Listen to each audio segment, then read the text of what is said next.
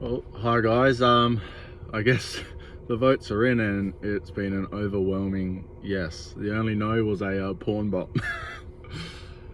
So look, I wanted to keep this short, but it's probably impossible. So it's gonna be a longer format video. So yeah, just bear with me if you're interested. Listen, this is my backstory. This is the last 4 years leading up to my book. It will be confronting. It doesn't always show me in the best light. I'll be honest about that. But through lessons and pain is growth, and it's onwards and upwards from here.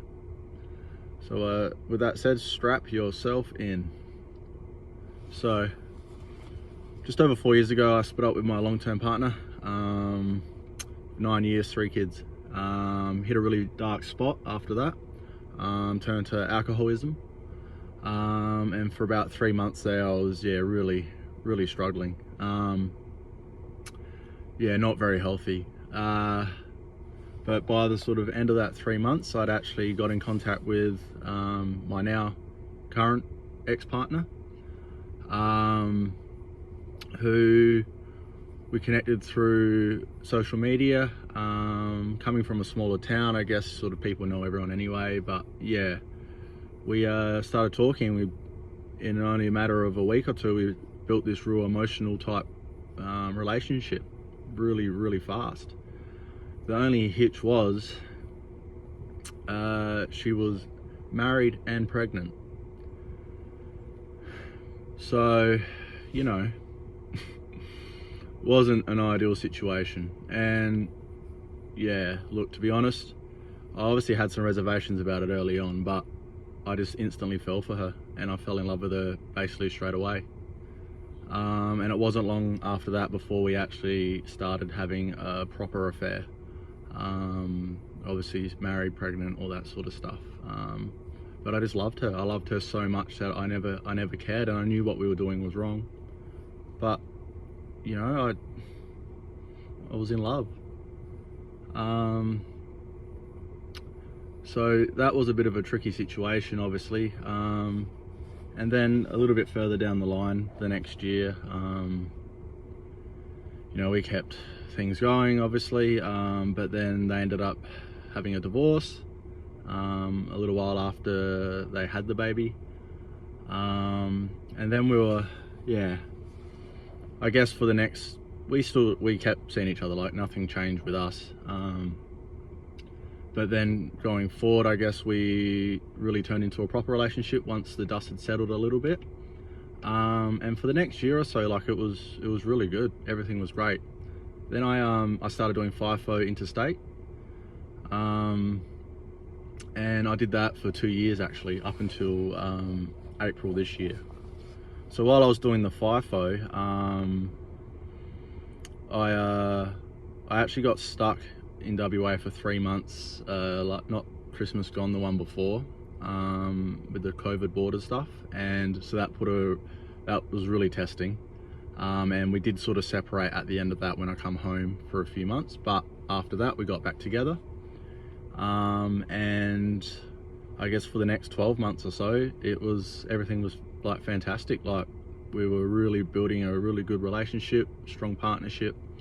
But what I need to talk about in that 2 years, so up until April, while I was doing FIFO, I actually, so from April back 18 months, I'd actually started doing steroids really heavily.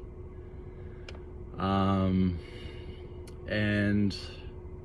I loved it. Like, I'm not gonna lie, like I absolutely love the feeling of being on the juice.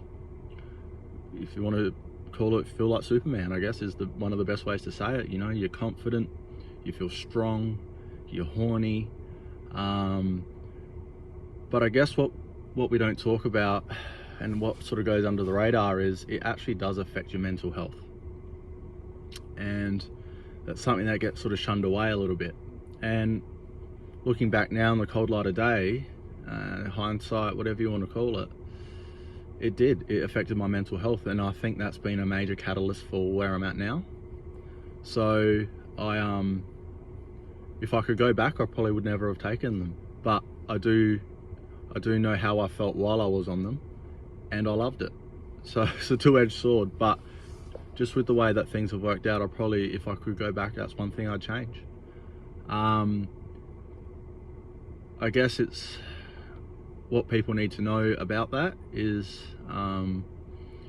what sort of tends to happen is when we talk about fight or flight with people, you sort of lose that flight. So you really only have the fight response. And not that I was ever aggressive physically or anything, but it's easy to be confrontational. Things will make you grumpier a lot easier. That's how it was for me anyway. I'm not saying that's for everyone, but this is how it was for me. More argumentative, triggered a lot easier, and I'll get to that as well. If something that you really don't like or out of your control, you will get triggered really easily.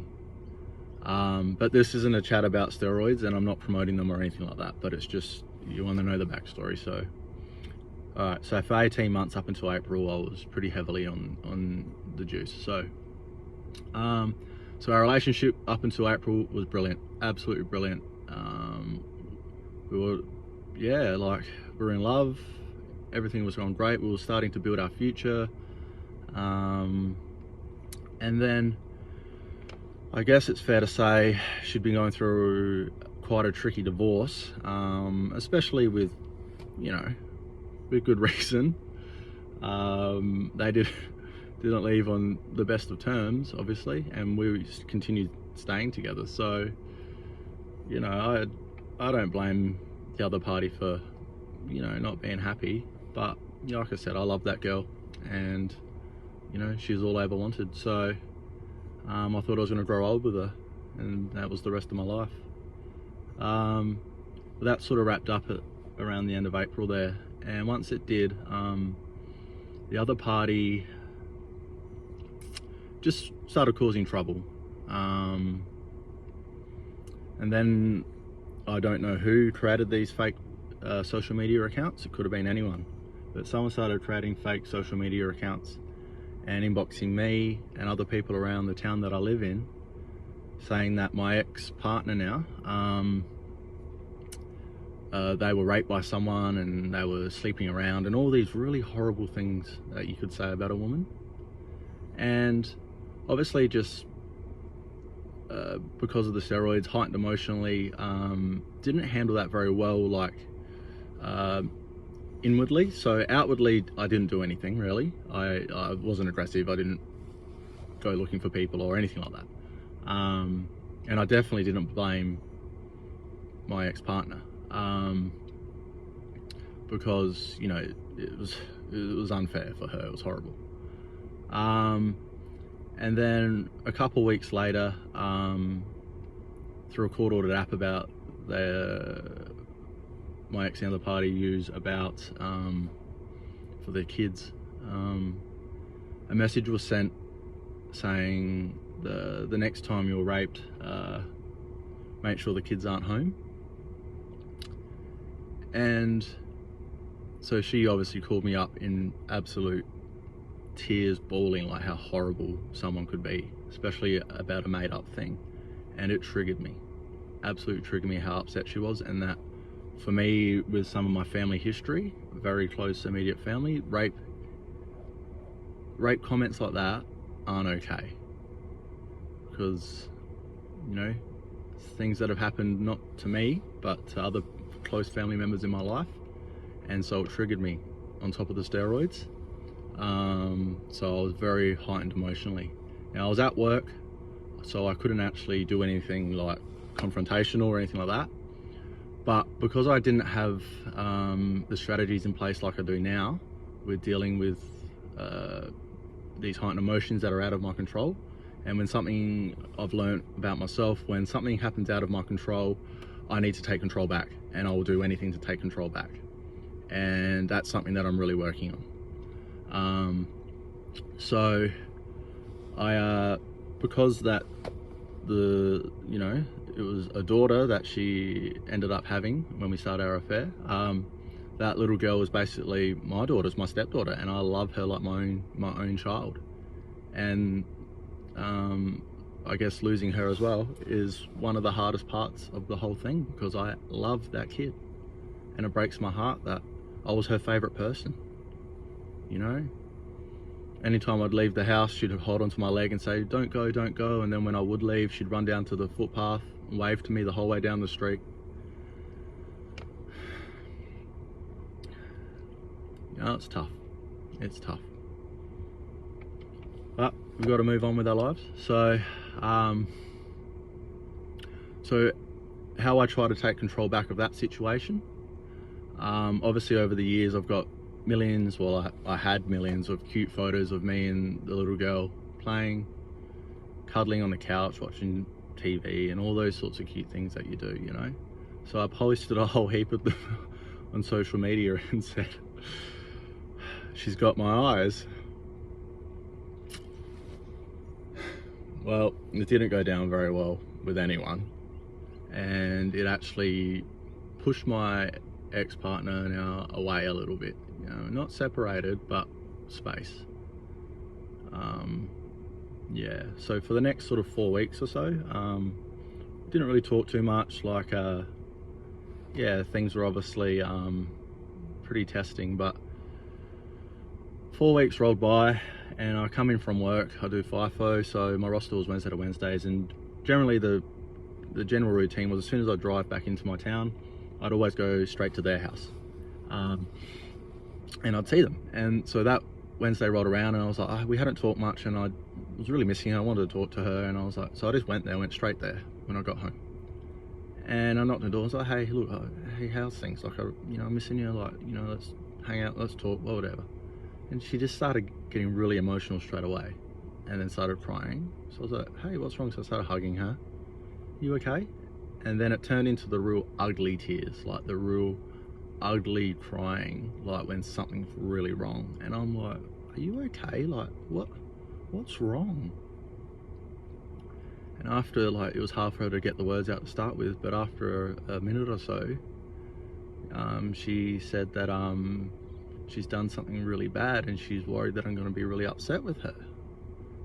And my initial reaction was like, what have you been with someone else? Like, have you moved on already or something? Like, what the hell? She goes, no, I'm halfway through aborting our baby. And I was like, what do you mean halfway through? Like, have you made the appointment or something? And she was like, no, I got the medication off a friend, and I took the first one yesterday, and I've got to take the second one on the weekend. And like, so I was like, oh, this is a shock. It was not what I was expecting to hear when I knocked on the door.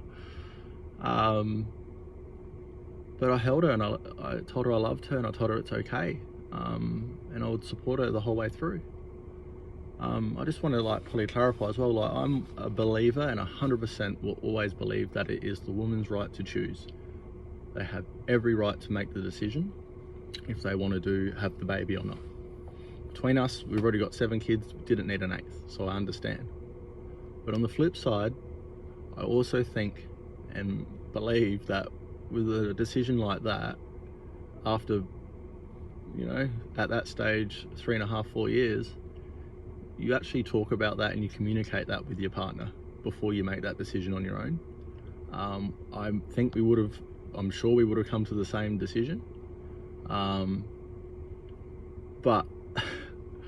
I didn't know until after the fact. And I'm like, that's just not how you handle some sort of situation like that in a relationship. So it was really hard, and I've really struggled about it. And but I loved her and I supported her. So the next few days I was there for her the whole time. You know, it was a really tough time for her too. And then it rolled around to the weekend on Sunday. So I said, today I'll give you space, obviously. You message me when you're ready, when you need help, or if it happens or whatever. So it ended up happening, and she's called me, so I've gone straight over. And there it was on the toilet paper. It's just not something that you ever think that you're gonna deal with or see, or be confronted with growing up or being a human, you know, like, it's tough. It was only like 8 or 10 weeks, I think, something like that. Like, it wasn't a long way, but it's still a part of me.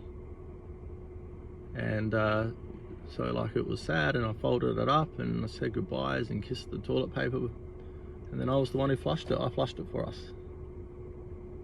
And then we just laid in bed as she cried and cried and cried for hours, and I cried a little bit too, but I was strong for her, and I held her really tight and just, you know, whispered in her ear how much I love her and it's okay and I forgive her. And not that I needed to forgive her, but, you know, just so she knew that it was like, I was okay, and that I'm in it with her. We're in it together.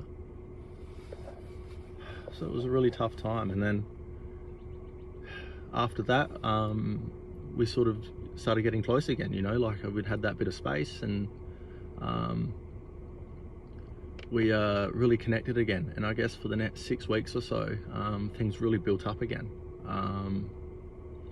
And, you know, like, I started having dinners there again. I spent full days there playing with my stepdaughter, you know, one-on-one time heaps, and I just love that kid. You know, and at the back end of that, we even started having sex regularly again, you know, which was a big thing because obviously what had happened. But, you know, like, we were back. Well, I thought we were back. And then, so at the end of that 6 weeks, I knew she'd gone out one night, and then for the next 2 weeks following that, she went cold, really cold. And Harley wouldn't even message me back. I dropped off a birthday present for one of her children, and when I got back from work one time, and I didn't even get a message until 3 days later. I bumped into him at Kids Sport and said hey, and then she, you know, oh, thanks for the present. So after 4 years, that's what I get. Okay. But it was just, I knew something was up. So later that night, actually, that she said that. So this is 8 weeks post the baby. I was laying in bed with my son, and we're eating snacks and watching the footy, and I'd posted it on my story, and she was like the first or second person to see that story. It was like, I think it was like 8 o'clock, something like that. And I always had her obviously pinned as my #1 friend, because, you know, it was my girlfriend. And as soon as she's seen it, it went grey, which I guess if you know Snapchat, that means that they've unfollowed you. I was like, what the fuck? So I stewed on it for hours and hours and hours, and I was like, what? And I didn't know what to do. I was like, well, I don't know. What do I do? So just after midnight, I just couldn't not. So I was like, fuck this. So I drove to the house, and I get there, and there's a car parked in the driveway.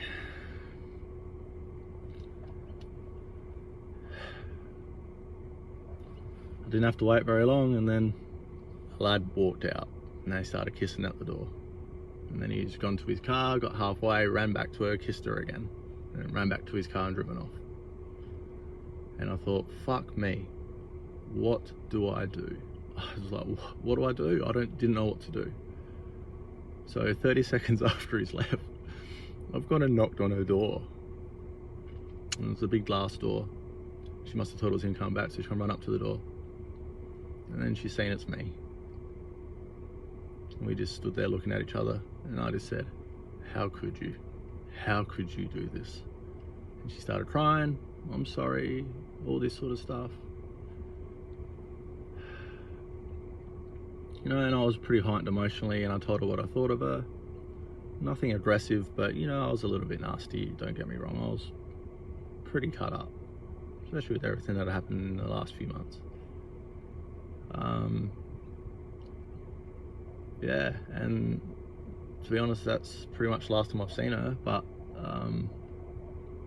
you know, to get control back, as we talked about, as I talked about earlier, so to try and get that control back, because that was a situation I couldn't control, I posted a whole heap of things on social media about our whole story, our backstory, and, you know, just, I guess in my own mind, I just wanted her to hurt in the same way that I was hurt, which maybe it was immature, childish, but I was in pain. I was really, really gutted. So that's where that ended up. And then, so to talk about the book part, so after I posted those photos of the little girl and said, you know, that's got my eyes. So after we had that space, so I decided that for the next 100 days straight, I'd write 4 lines of poetry a day, generally on how I was feeling on the day, but sometimes it was past or thinking about the future, or, you know, just my thoughts for the day. It doesn't necessarily say on this day this is what happened. And I had a lot of older poetry, like long form poetry, so I've added that into the book, but I'd also written a lot of new stuff throughout this 100 days, and then post once I'd found out about the betrayal. So it was the catalyst for the book, you know, and if none of this had have happened, I would never have written my book. So I guess that's the silver lining. And, you know, like with my writing, like if any of you guys have watched it or like what I've posted or read some of my work or bought my book, buy my book. Everything I write's from the heart. It's vulnerable, you know, it's sadness, pain, but it's also got happy stuff too. Like there's a bit of something in there for everyone. And also that I'm talking about mental health and stuff. So after the 100 days, and then I finally got the book done, that's where the next part of my story goes. I tried to commit suicide only a couple of weeks ago now.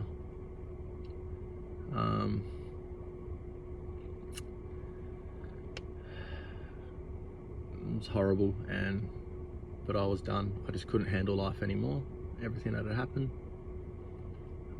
Especially also finding out that, you know, that night that she went out 6 weeks after the baby was the first time that she'd met that other guy. So it wasn't even like the time I caught her was the first time. It had been going on for a couple of weeks. And I was just done. I couldn't handle life anymore with everything that had happened. And I had a bit of a rough year at the start of the year too, just with, you know, financial stuff and life stuff, and my dog died, and, you know, like all just everything built up, and I was done. Couldn't handle life anymore. So I tried to take my own life. And then the next day when I got out of hospital, my family thought they'd lost me, you know, and everyone got around me, basically had a family intervention. And I've seen the hurt in everyone. That's something I have to live with for a long time, all the rest of my life, just knowing what I'd put them through, and it's tough. It's really hard to know that I've put my whole family through that, because I gave up. And you sort of realize, just because you think it's going to make your life easier, or your end of life, it's easier decision, the pain you leave behind is harder for everyone else. So it's not the right option, it's not the right answer, it's not the way to go about it. It's to do what I did post that. I sought help, okay? Because it is tougher, I promise you it's tougher to reach out and get help than it is to bottle it, because I got the second chance, but not everyone will, okay? So you got to be a man or a woman, whoever's watching this, you got to seek help when you're going through those hardships, because it will make the biggest difference. And I'm a lot better now, you know, like I've got some strategies in place. Look how self-aware I am, especially about my needing to gain control in heightened emotional states.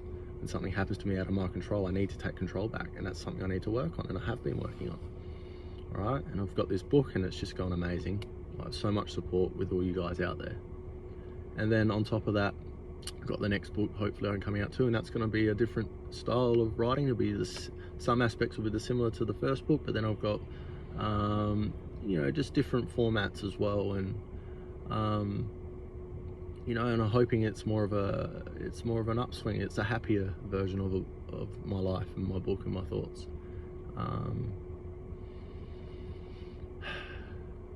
Yeah, look, we're at nearly 25 minutes. I think that's enough. That's my backstory for the last 4 years. That's the reason I wrote the book. That's the catalyst.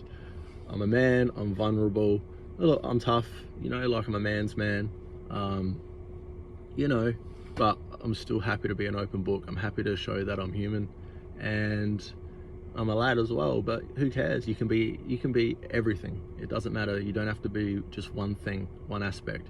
You can have many facets, okay?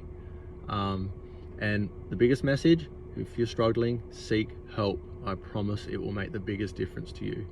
And lastly, buy my book, please. All right, I love you guys. Cheers.